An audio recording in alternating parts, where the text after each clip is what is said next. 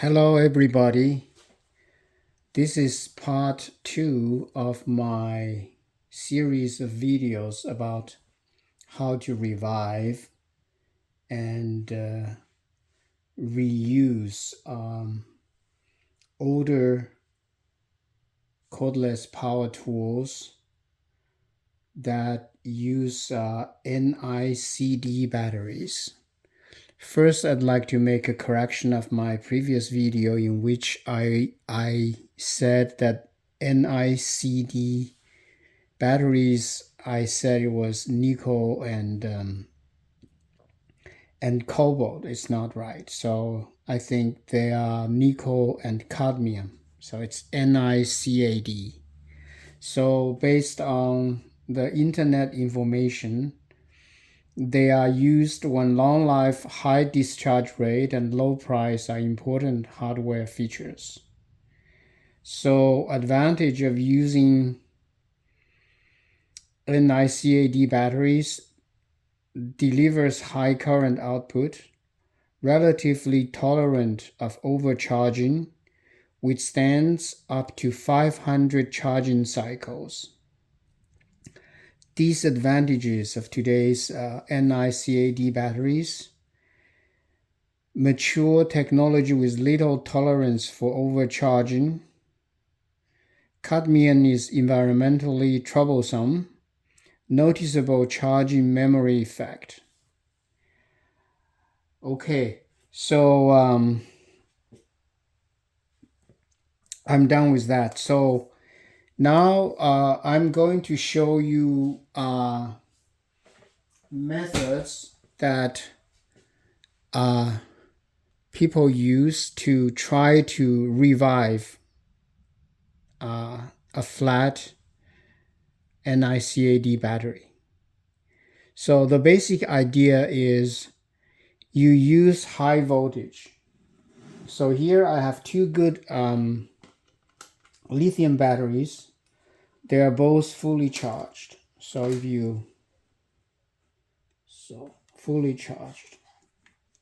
Okay, so if you measure the voltage, every one is about 20 volts. So 20 and 20. No? 20, yeah. So people suggest that you use two in series so that in total you have a high voltage of 40 volts. So like 40 volts. So you try to spark the flat NICAD batteries to try to bring the voltage higher. I have to admit that I already did this before, and among the 4 batteries that I got originally from the person who gave these to me, one of them already had some charge. So this battery, this one, came with a voltage of like about 13 volts. At that time, I didn't know that I could charge it directly, so I could just put it on and charge.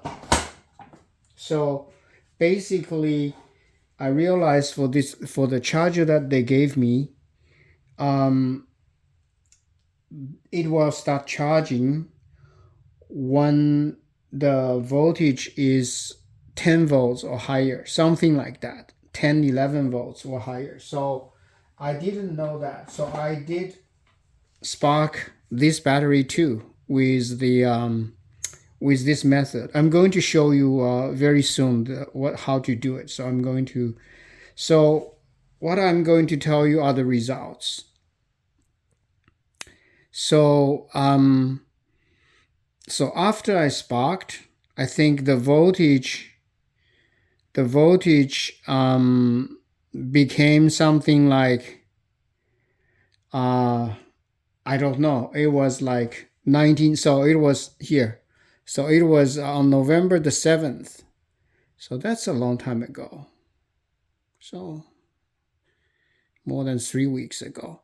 So I was able to get, so After I sparked it, I think it went up to about, I don't remember exactly, 18 volts. So I put it on the charger and it was charged to 19.1 volt and it stopped. So the charger does not want to continue charging anymore. And another thing that is very important to know if the battery is very healthy is to measure its resistance. For that, you need you can't use a normal multimeter, so you have to buy. This is a very special multimeter that has very accurate measurement of resistance. For example, if you want to measure the resistance of a brand new lithium battery, this is not a lithium ion battery. This big guy is a 200 amp hour lithium iron phosphate. So the LiFePO, LiFePO. So Li is lithium, Fe is iron, and Po is phosphate. So this is the best, my most favorite battery for my solar system. I'm constructing 2 solar systems. One of them is in a cabin, which is already working for a few years, working very well. And the other one, I'm still trying to construct this at home. So I bought about $20,000 worth of batteries, a lot of them. But anyway, so I'm just going to show you that when this battery arrived, this was on November the 9th. By the way, these batteries are getting cheaper and cheaper. So these batteries I buy now, it's like 30% or more cheaper than when I started buying them. So I actually started buying them, not this one, some other ones, 3 years ago. At that time, the batteries were very expensive. I have been noticing the price going down over the years, mostly from AliExpress. So I do everything completely by myself, DIY. So I'm going to show you. So when it arrives, I always measure the voltage and the internal resistance. So the internal resistance at the time I measured was 1.9 milliohms. It's very low, okay? It's less than 2 millivolts. So usually the brand new LFP, people call this lithium iron phosphate batteries, LFP batteries. So these batteries, when they're new, the internal resistance should be around 2 milliohms, should be a little bit lower. The lower, the better in a way. And the voltage 3.2 is the nominal voltage. 3.2 is the voltage that you want to store this battery for long term. So if I measure so I have to use the lowest range. So because it's very low, so I'm going to try to measure it in front of you by using the 2 hands, so you can see. So you can see that now it's 1.8. So don't worry about this little fluctuation. Like when I measured it before, it was 1.9. Now it's 1.8. Sometimes when you just, so there is fluctuation of like sometimes probably 2.1. It's not a big deal. The accuracy is still not that high, but it's pretty good. So you need a meter like that to measure the internal resistance. Basically, you can revive this battery. So okay, I bought so many batteries, like almost $20,000 worth of battery, and one prismatic battery that is not of this type, a smaller one, 100 amp hour battery. That's the only one it arrived with a voltage that is 0.7 volts. So the normal voltage for storage should be 3.2. That's the usual voltage you get when you get a new battery. So that battery, I bought two ones to replace them because I usually buy 16 so that I can do a 48 volt system. So I don't want to have one or two that is bad. So I bought two for in case their one battery is bad. But later I realized that when I measured the internal resistance of that battery with only 0.7 volt when it arrived, it was also about 2 milliohms of resistance. And then I later charged that battery to a full charge, and I realized it will retain the charge for a long time. So that battery is still working normally. So in other words, in my opinion, the internal resistance is a pretty good measure of battery health. So like for these 1865 batteries, right? So it is also, so people say that you can use a similar method to revive this. I agree. So don't use two batteries. So when you have a battery that's flat like this, like the 1865, which is the Li-ion battery. So the way you do it is to use another healthy one, like a fully charged one at 4.2 volts, and you parallel that one to this one. You will bring the voltage up to something closer to like 3 volts or something, or above 3 volts, like better to be 3.6 volts, and then you can start charging. So I think if you bring the voltage of a seemingly dead battery to that voltage, you can start charging it with a normal charger. But in case the internal resistance is very high, like over the 100 milliohms or even 200 or 300, I think in some cases when the internal resistance is less than 100 milliohms, you can still use it, but you don't want to couple them in series with all different internal resistance because they will be charged differently when you charge them. So anyway, I don't want to get too much into this. So basically, not every battery you can revive. If you measure the internal resistance, which is like 500 milliohms or even 1 ohm, then I don't think you can really revive them. So that's my experience. So unfortunately, before I started doing this, like following the some YouTube videos, I was not sure about, so I did not measure, I did not record the internal resistance of these batteries, but I think I measured two of them. At that time, they were like 3 ohms. Like I have to use the highest range, and two of them had 3 ohms, and the other two I don't remember. I've measured them. So these three were all flat. So basically they were like less than 1 volt or about 1 volt. So almost completely flat. So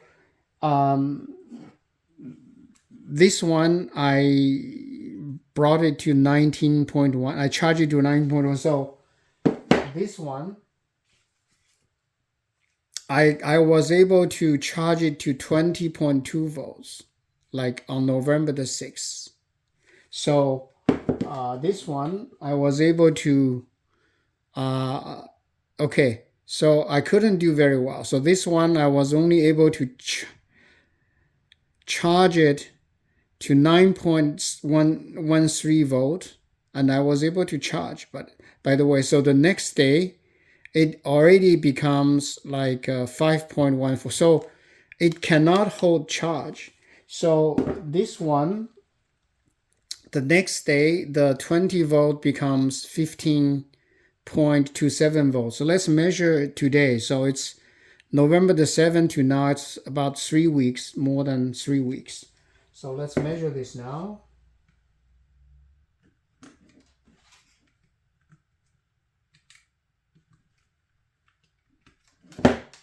Okay, so I don't have to use that. So I can do this here and here. So it's 7.26 volts. I don't know if you can see it in the, so let me put it on top of here so that, so in other words, after 3 weeks, it's like only 7.25 volts. After I did the revival, like the shock by a high voltage battery, I was able to got it for 20 volt, 20.2 volts. Now it's, the next day it's already 15 and now it's only 7. And the other ones, let me show you this one. So this one is very bad. So now if I measure it today, so I don't have to use that, so I can measure directly. So if I measure it today, so it's 1.17 volt. So this one, so I was only able to charge it to 9 volt, and now after 3 weeks is only 1 volt. Sorry, it's the batteries, I need to use it. So, and this one, the last one, I was able to charge it after revival. I was able to charge it to 16 volt, and the next day it became 9.73 volts. So let's see how much is today. So today is, there's no voltage, like it's 0. So it's basically completely flat. So in other words, this so-called revival method, by shocking the battery using like 40 volt, a very high voltage battery, and you basically spark these batteries, and you can, so what people do is they spark. So let me do this, let me do this on this one. Is very typical, right? This one I was able to do it to like 20.2 volts. So what I do now is I'm going to shock it, okay? So, okay, I think I got it. So now I need to spark like this. I hope the connection stays. It's not the best connection, I'm sorry. Okay, so you see? So, okay, so now pay attention to the size of the spark. So when the size is very big and very bright, it means there is a big voltage difference between the battery and this 40 volts. And a good battery, when you spark it a few times, you will see the size of the spark become smaller and smaller. Do another one. Another one. You see? There is much less spark and less noise. Oh, this is a big one. Okay, I'm not sure now. Okay, so now let's try what is the, let's find out what is the voltage now after a few sparks. So, okay, so let me do it here to the red and here to the black. So now I sparked it to like 10.7 volts. So now I don't have to continue to spark it for this charger because I know it will charge. It will start charging because it's more than 10 volts. So you see the red one here means it is charging. But what happens is that you will see that it will stop charging in relatively short time. I don't know how many minutes, but it's definitely much shorter than 1 hour. It will finish very soon, so it does not charge for very long. Okay, so how do you know that you can revive a battery using this method? And this is the good example, this one. Okay, so where does this come from? So this is a non-branded power tool. It's a impact drill. So this the brand name is Houseman. HAUSSMANN. I try to find a good picture of this tool. On the internet, I can't even find one. I think it's very cheap, and it's definitely not a good quality. Okay, I think this tool should come with a piece of green colored plastic on top of here, but that plastic, you can remove it so that you can clean inside or look at how the motor works. So that's why it was designed to be a piece that you can remove. But I think what happens is that when people gave me these Milwaukee tools, I believe these people were running a tool rental shop. So it's a tool rental shop. I think they already got enough out of these tools. I think by over years of renting them. I think this one, for some reason, it was not used, although it looked very dirty. So I was going there to get these Milwaukee tools. They say they gave me this one because nobody wants it. So this one came very dirty, and the top was covered by a piece of duct tape. You all know how messy duct tape is. So when I took the duct tape out, it was so dirty and everything was totally dirty. I had to clean it. I wanted to throw it away because I thought that these people were giving me something that they don't want, and it was basically trash. But when I tried to revive this, I was surprised. This was actually a good battery.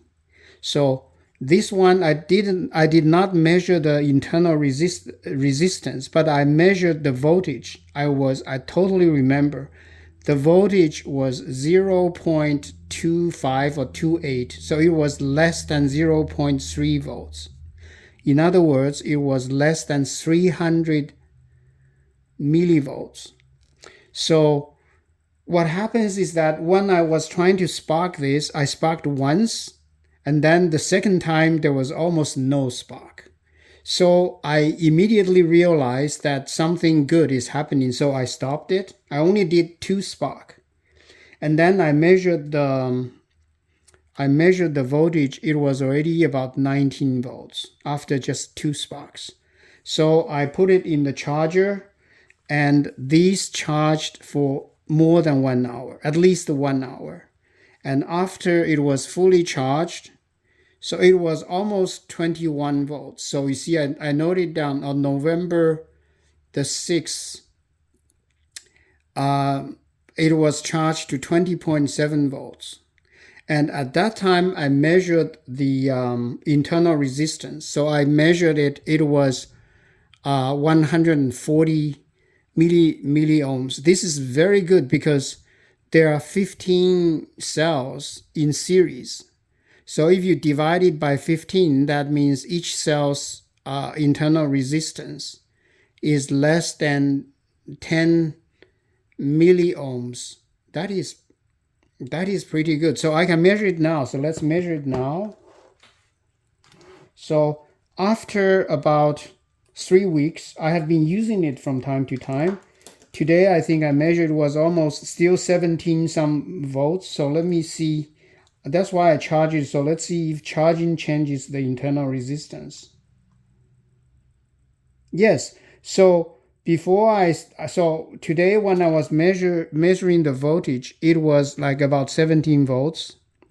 After 3 weeks, decreased from 20.7 volts. And I used it from time to time, and I kept it in the tool. So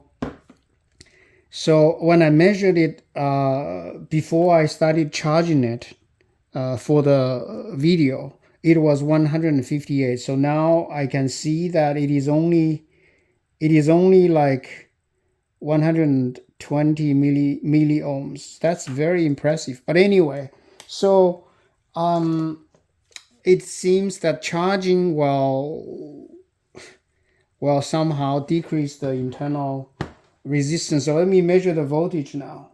So the voltage is now 20.8. So it's actually, so I don't want to charge it anymore. It's pretty well charged. So So I thought I was going to throw it away. Then I realized this is actually the best tool I got from the people who gave the tools to me. So what I did was that I found a piece of plastic and I round it with a heat on a cylinder so that it curved, and then I just screwed them on the hard plastic, and I drilled some holes because you need to ventilate the motor. So it's a good tool. So now what I believe, okay, this is my speculation. I'm not sure if that's the case. So what I believe is that this tool was never used very much because like the battery was never like cycled 500 times or something like that, because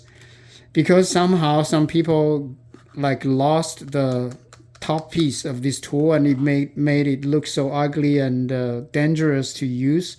So for some reason this tool was not used very often, and as a result of that, this battery is still good. It's completely good. So the lesson here is that if you had a old tool with this NiCad battery, and you know for sure that you have not used it very often, it's mostly sitting there for nothing. Like you never like cycled the battery like more than 500 times or close to 500 times.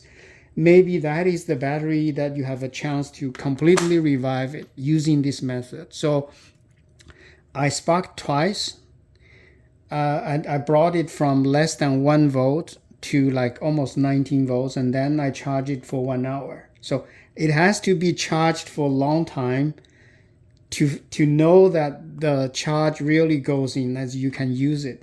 So like these other ones, like including this one, so I was able to charge it to 19.1 volts, but it doesn't take very long. Maybe 15 minutes, I don't remember, but it doesn't take very long. And this does not hold on charge. So this is the story about reviving a battery using a high, so this is 40 volt. So you're basically trying to spark the battery. So if the battery doesn't respond, you spark many times, sometimes maybe 10 times or more than 10 times. You just can bring the voltage high enough so that it will take charge on the charger. But don't be fooled by the case. So suppose I charged that one to 20 volt and then I put it in the tool. I can run it. It feels like that I have revived it. That's not the case, because you have to see if the charge can be, if it holds the charge. Like this one, it was charged to 19.1 volt, and the next day it was the November the 8th, it already became like 16.2. So obviously this is the best among all the 4 batteries, and then it still could not hold the charge. But after like 3 weeks, I measured it today, it was still like 15 volts or something. So it's not too bad. So my assumption, it's my idea. I'm not sure if it's correct, right? You can give me your idea. So I believe, so there are 15 cells inside, and every cell should be charged to about 1.2 volts, a little bit higher, maybe 1.3. So if it has 15, it can retain, like for a long time, 15 volts of charge. I suspect there are more than 10 cells that are still good, because because that's my intuition tells me that like 15 volts, maybe more than, maybe between 10 and 12 cells are still good. Okay, suppose this one. So this one, it was charged to 20 volt, and then next day became 15 volts, and then after like 3 weeks, more than 3 weeks, from early November to now, it's December. So it's December the 2nd or something like that. So so now today it's 7. So it lost like 13 volts. So 7 volt, I would say maybe there are still like 5 batteries are still good. 5, yeah. Between 5 to 6 batteries are still good. So then the next question is the following. This is also an idea that I got from one of the YouTubers. So what if I open, like for example, this one, it can hold the charge. Okay, it doesn't hold charges. It is now only 1 volt, and this battery has 0. I don't know if there's any good cells in these two. Okay, I'm going to open these batteries up and get the cells out, and then measure the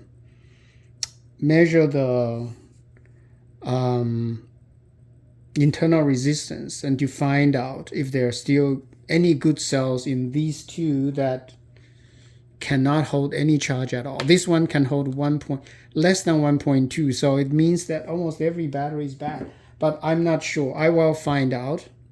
And for this cell, I got the idea from one of the other YouTubers, is that if I open these and I can combine the good cells of these two battery, like I can find 15 cells that are still usable with comparable internal resistance and comparable to new cells, then I can put the 15 good ones into one of the cells, one of the batteries, and I can get a good battery. So I think that is the next video I'm going to make.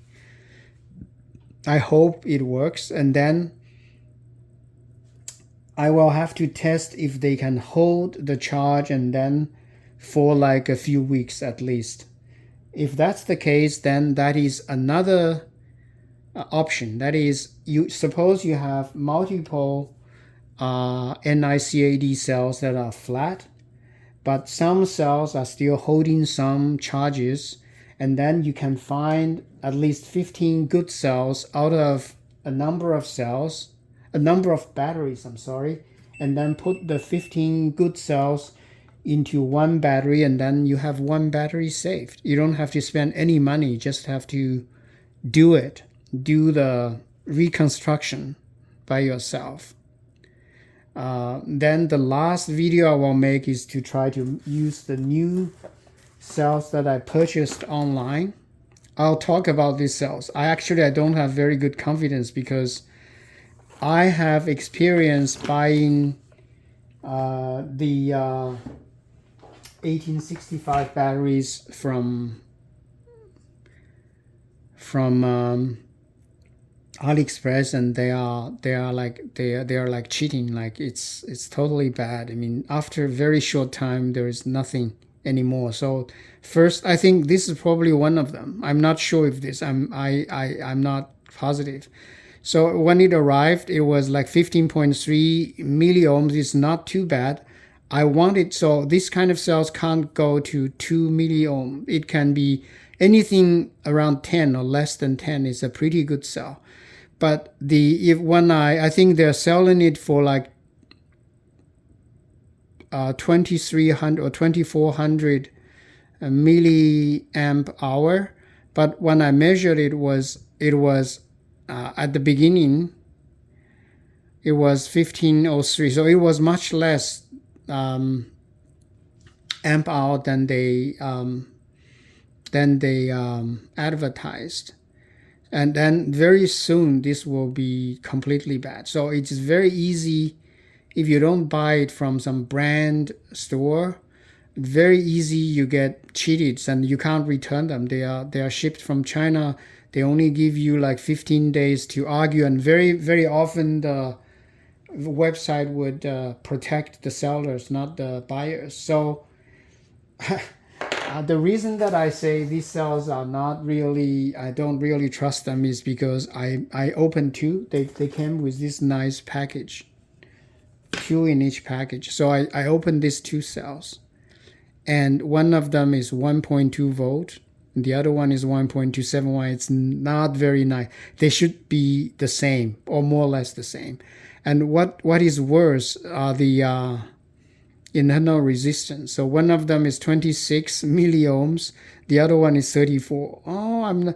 I think it's just not great. I mean, how could this be so high? And they're not even, if they're all consistently about 26 milliohms and 1.2 volts, I would have more confidence. So I don't know. I mean, I could be cheated with these batteries, but I will find out when I put them in the battery, and then I'm like doing some experiment for the YouTube viewers so that you don't follow my steps. So I don't really need these batteries. I can use my lithium batteries.